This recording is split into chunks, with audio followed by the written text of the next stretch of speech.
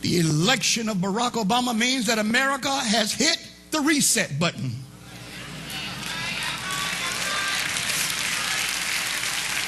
Growing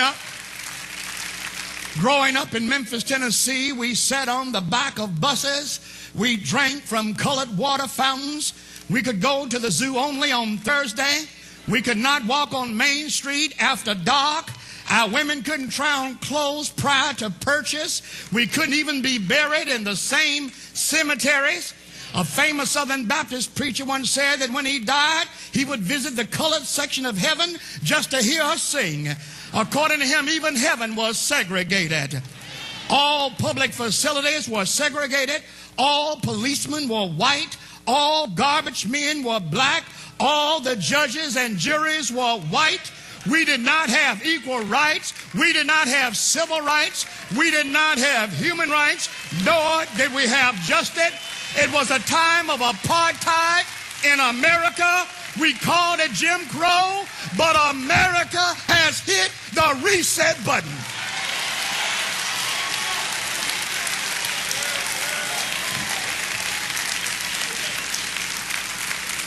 African Americans fought in every war and battle for this country, but came home to segregation and discrimination.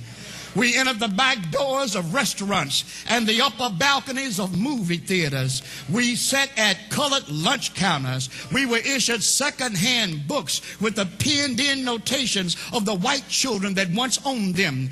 We worked equally but were paid unequally. Invisible ceilings hung over our heads, limiting our potential, and justice was redefined as just us. But America has hit the reset button. Yeah. Yes. Yeah. The reset button has been hit. The firewall is intact. The viruses are being forced out. We have defragged the computer and have emptied out all our cookies. We are refreshed and prepared to install a new future for this great nation. And on Tuesday, the screen will read, "Download now."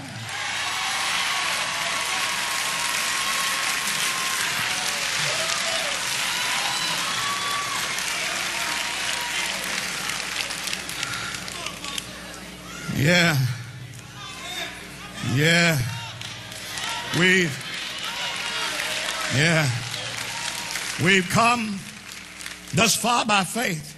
I can hear the old choir of Greater Open Door Baptist Church of my grandmama singing, we've come thus far by faith, leaning on the Lord, trusting in his holy word.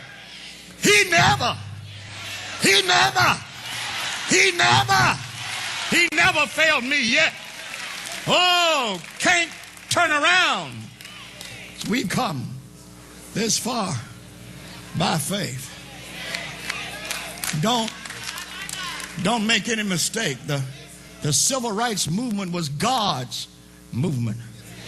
It was a movement in which God vindicated black victims of white oppression. Martin King epitomized the movement and became the ensign of that movement. His dream was a vision of a coming time. It was a prophetical look into the future of this place we call America. America has always been great, but we knew she could be greater. It used to be hard. Yeah, I'll admit it. They got upset with Michelle Obama when she said what she said, but I'll say it again. It used to be hard for me to sing My Country, Tears of Thee. Sweet land of liberty of thee. I sang. Now, I understand where all the furor came when Michelle said she's proud now. But you see, if you had not come up in a system of injustice, if you had not come up in a nation with laws that discriminated against you, if you had not come up in a time when you were less than a full citizen, you can't identify with the feelings that we have.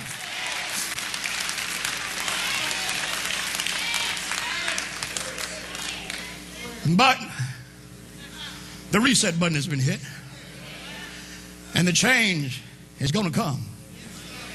Would you allow me for a moment? Would you allow me, just for a moment, to call the official roll? Would you allow me the privilege? Would you give me the privilege for just a moment that I can call the official roll?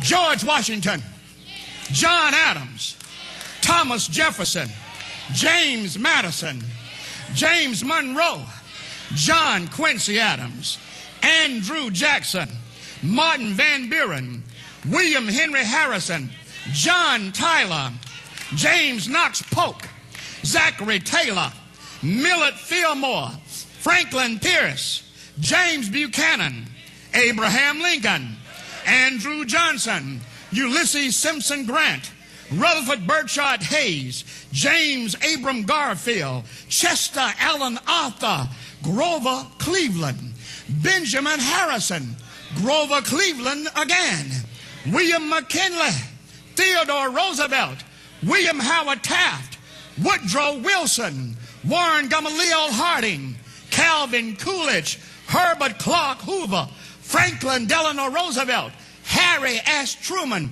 Dwight David Eisenhower, John Fitzgerald Kennedy, Lyndon Baines Johnson, Richard Milhouse Nixon, Gerald Rudolph Ford, James Earl Carter, Ronald Wilson Reagan, George Herbert Walker Bush, William Jefferson Clinton, George Walker Bush, and Barack Hussein Obama.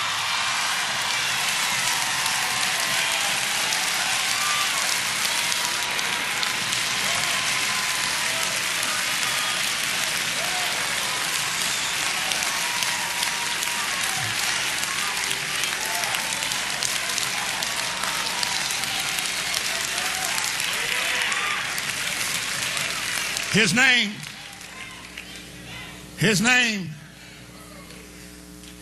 Barack Hussein Obama.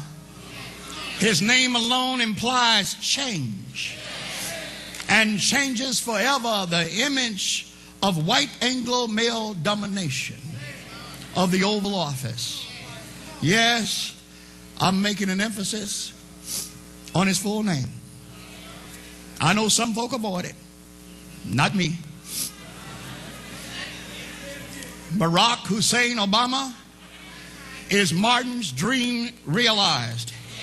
He has an African name received from his African father. He is the descendant of an African, but not the descendant of a slave.